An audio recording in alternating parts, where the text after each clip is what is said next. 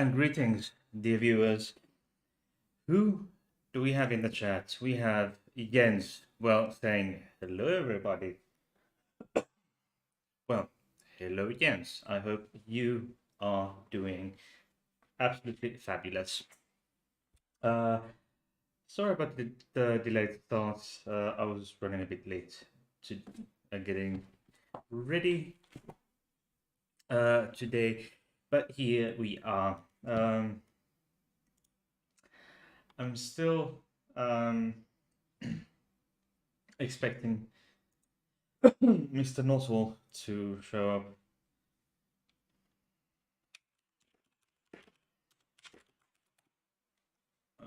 Yeah, I've just DM'd Peter, reminding him of the fact that I'm live now. Okay, live right now. Okay, there. I have my phone. I have my phone. Phone sounds on. Let's put that on silent.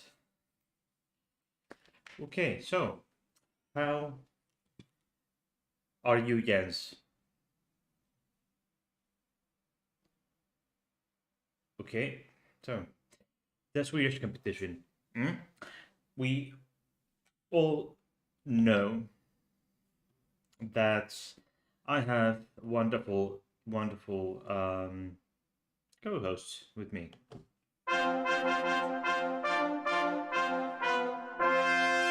This is Stefan, but my regular viewers already know who Stefan is. But for those who do not, we have Bertil. Bertil always here with me. Not always. But because sometimes Bertil is on his great travels. Okay, and Jens is doing fine. I'm really happy to hear that. Okay. So the big thing on the Swedish market is that the Swedish Eurovision contest, or the preliminaries that end up that where they vote who gets to pick up to take and go to the Eurovision Song Contest, which this year would be in Turin, Italy. Anyway, which and it should be in May, if I'm not completely mistaken. I could have verified that before I went on.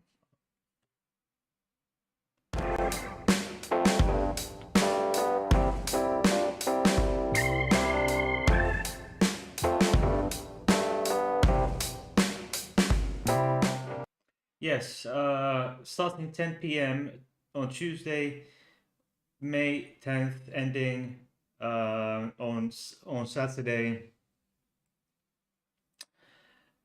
May 14th. Excuse me, I have a runny nose.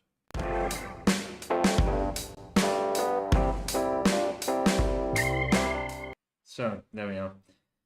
It's in Turin.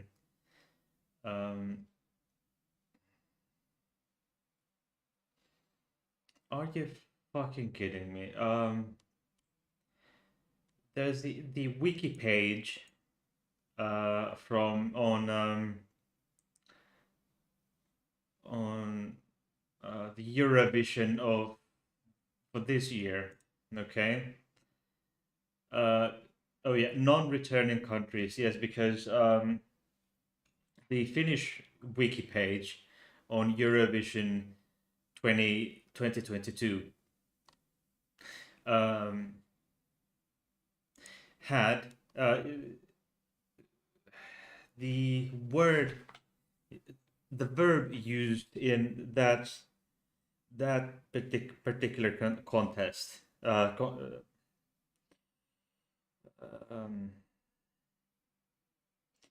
because because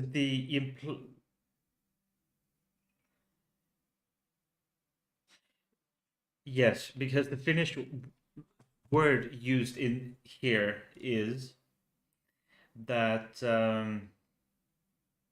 it implies that Russia is withdrawing on their own accord. It says vetäytyvät maat, withdrawing countries.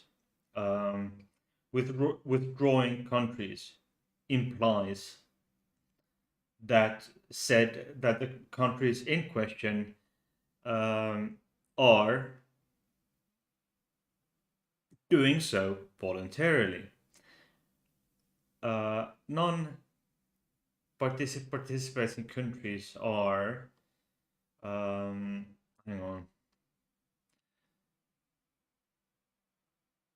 are Andorra, Monaco, Luxembourg, Serbia, Hungary. I think that's Slovakia or that's Czech Republic, I think. Hungary, uh, Belarus, Turkey, and Russia are not participating, but Russia didn't go or didn't withdraw on their own accord. They were shunned. So anyway, they had several in this year in Italy. They had several different um, options for the sites.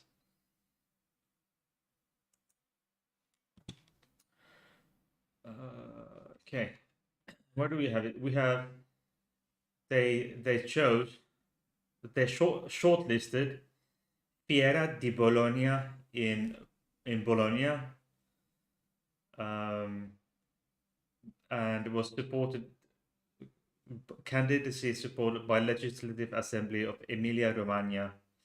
Then they had Palazzo delle Scintille in Milan,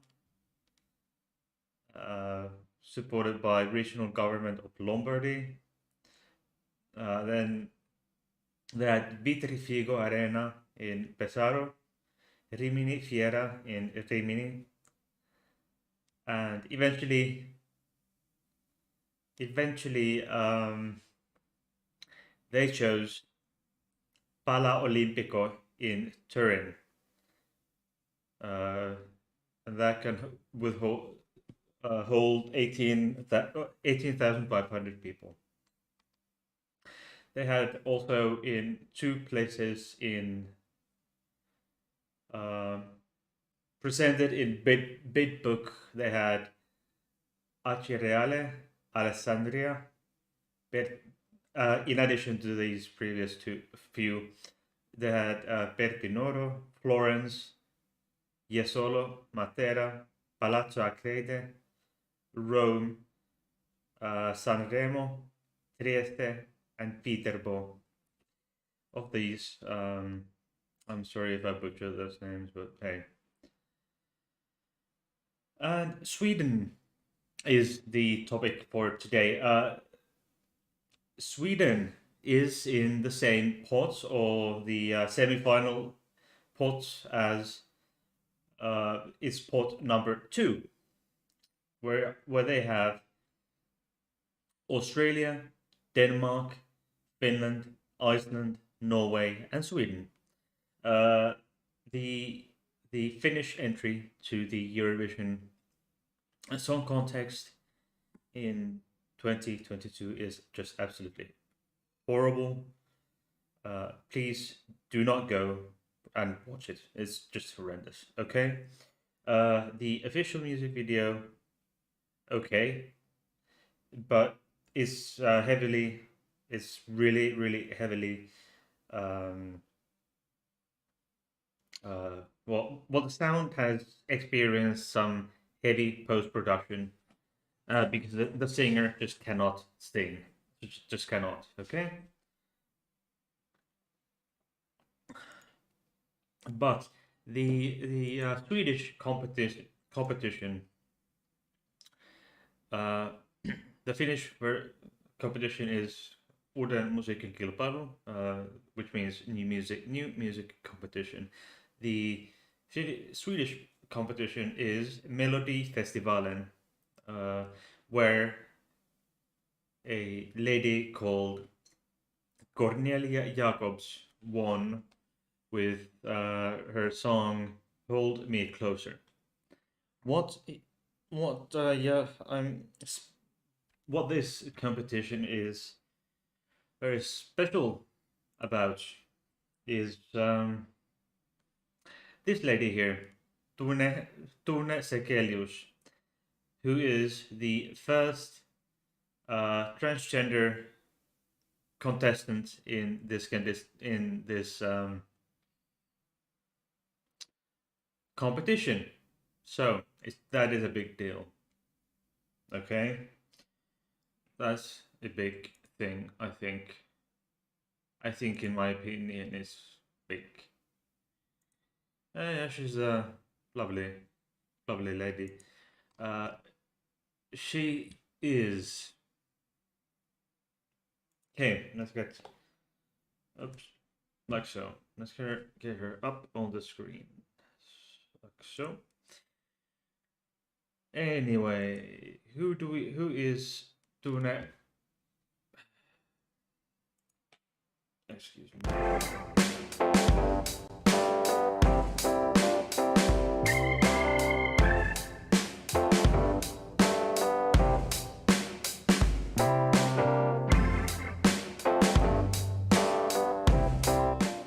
Yes, so Tone Sekelius, born 1997 in July. What do we? There isn't much on this that I could convey uh, fact sheet wise because much of it is in uh, Swedish, which I do speak Swedish, but it's not my forte. So anyway, she is a social media influencer and a singer. She has she had a song. She has a single named "Awakening," which got her to Sverige topplistan, which is like the chart, the single, the song charts. You know, the like basically the Swedish version of the Billboard single list. Um, at in February of 2017. This is one, and then like Billboard 100. Excuse me. And since then, she's been up um, as an influencer in media, etc. And she then came out as trans, she was assigned male at birth, and she came out in um, in an interview with Aftonbladet, which is a huge, huge Swedish newspaper. It's a daily newspaper, and it's one of the biggest in. It's a big one of the biggest daily newspapers in the entirety of Nordic countries, and I refuse to it, her dead name, her her dead name, the name given to her at birth, is available online, but I refuse to use the dead name in public or private of when referring to any trans person, and revealed that her name is Tone, written Tone, and this was in 2021, last year. So it hasn't been very it hasn't been a very long time since she came out. and she took part in the Melodifestivalen of 2022 with her um, song "My Way." And as I mentioned, she's the first ever openly transgender person to take part in this competition. And it was released February 2nd of this year, and she performed it in the Melodifestivalen and made it to and she actually was in the final. So she ended up in the final results. Get that up. Yeah, yeah. Okay. The final list. Okay. There are these videos. This is Cornelia Jacobs, the lady who won the Melodifestivalen. So her song was "Hold Me Closer." I will not play any of these on this live show, any of these songs, because I will get copyright claims.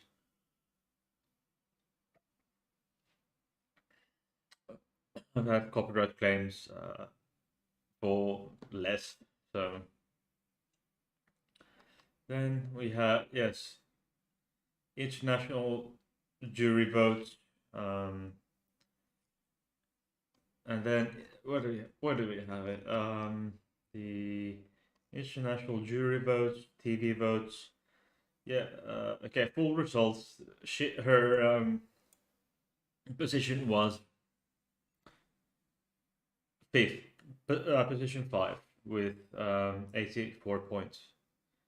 And I was confused as to Clara Hammarström, Run to the Hills, because I thought you were supposed to have original songs in Eurovision, but Run to the Hills is an Iron Maiden song, but eventually it turned out it wasn't. But Tone Sekelius is a lovely, charming lady, uh, and there has been some. Uh, she's saying that this wasn't the first time she's been she has submitted this song, but hey, you know how it goes sometimes.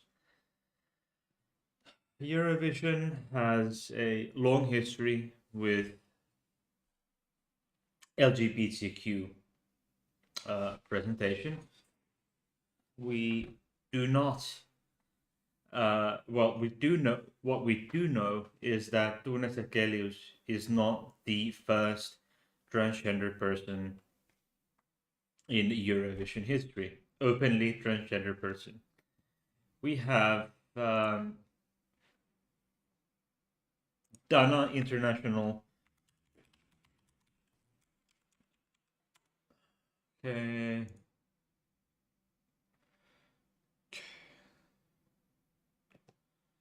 Here, Dana International. Okay.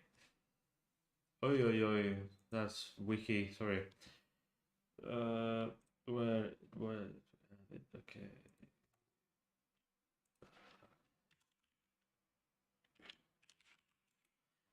Dana International real name profession is Sharon Cohen. She's an Israeli. Uh, she was the representative of Israel in 1998. I think she won the Eurovision of 1998 with her song Diva.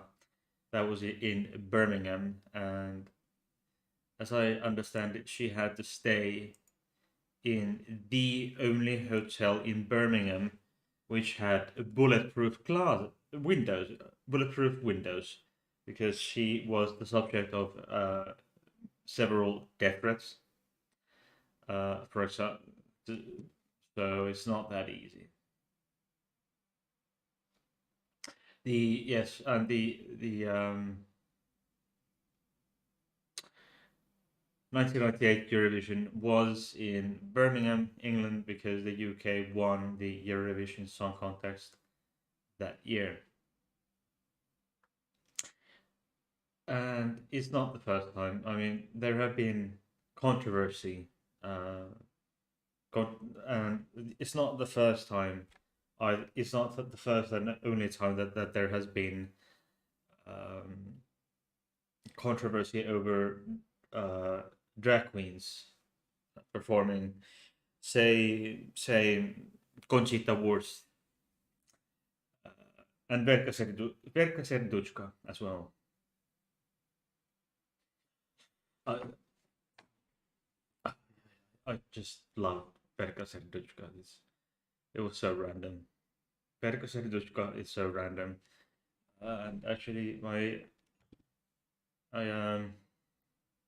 got my mom actually brought me a Conchita Wurst autograph uh, on a Conchita Wurst postcard. That's I got because Conchita was visiting somewhere where my mom just happened to be present as well due to certain reasons. She was when Conchita had just won the Eurovision Song Contest, and what is also a victory is being my patron. Flems has already made the choice, the winner's choice of becoming my patron. You can start with just €3 a month, or equivalent in own local currency if available. Otherwise, you'll see the price or the tiers in euros, unless your own currency is available. Okay. And also, I would like to remind you that I will be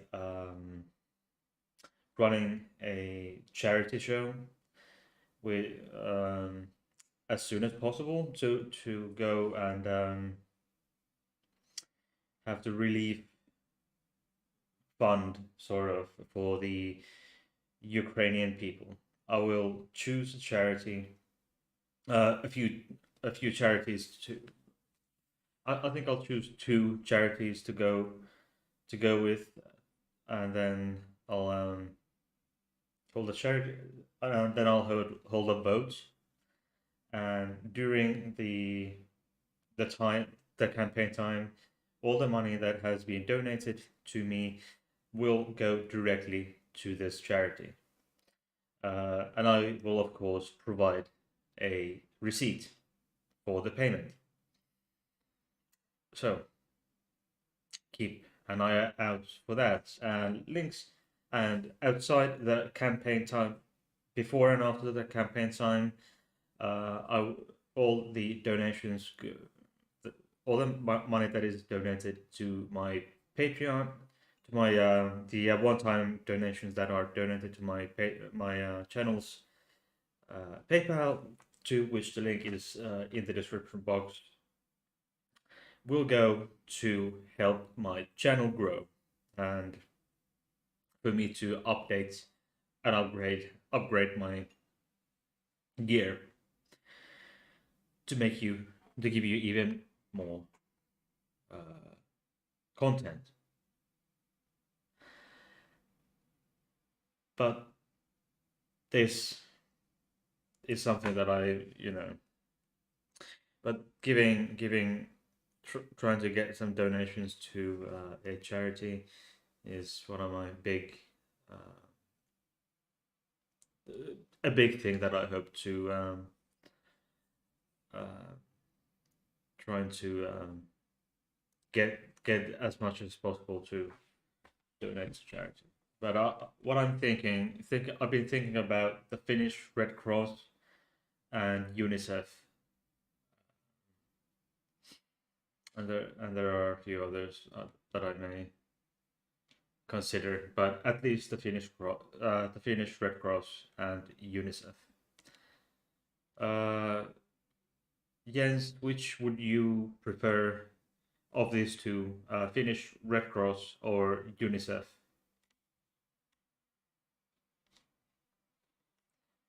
Of these two,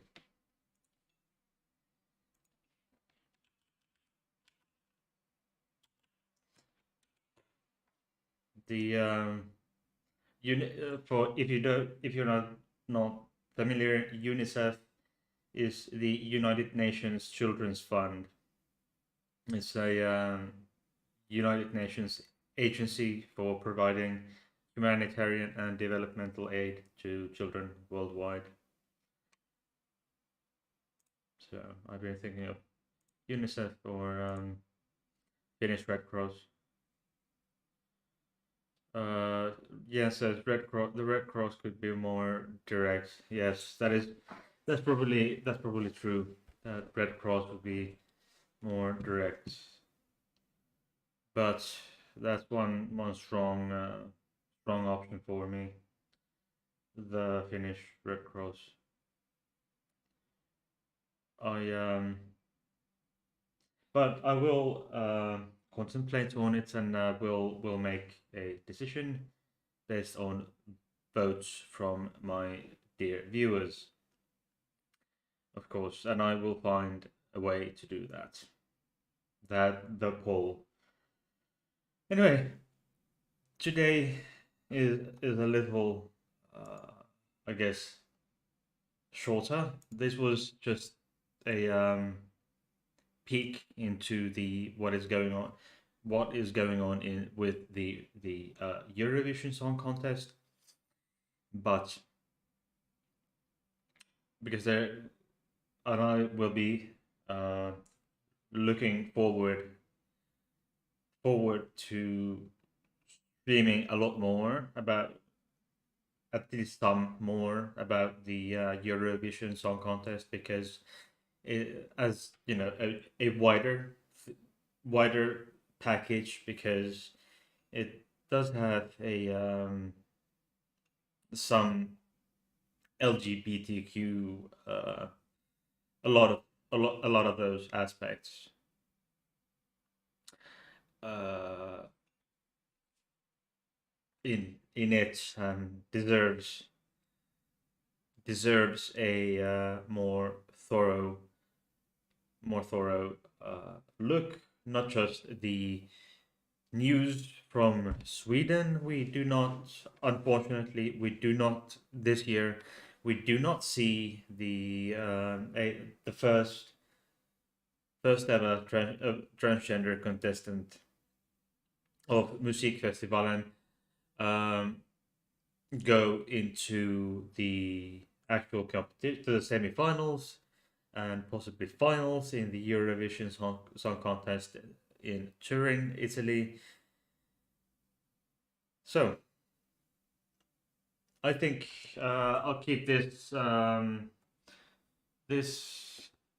stream uh, short short today, because it's while it's big news, there isn't uh, enough for an hour for me to babble about. I just wanted to bring you these culture news from Sweden, and yeah, I'm super tired anyway, so I'll be keeping this short so people can then come back, have more motivation to, or can are more likely to watch something that is uh, 35 to 40 minutes 35 to 40 minutes long than hour and a half. So anyway,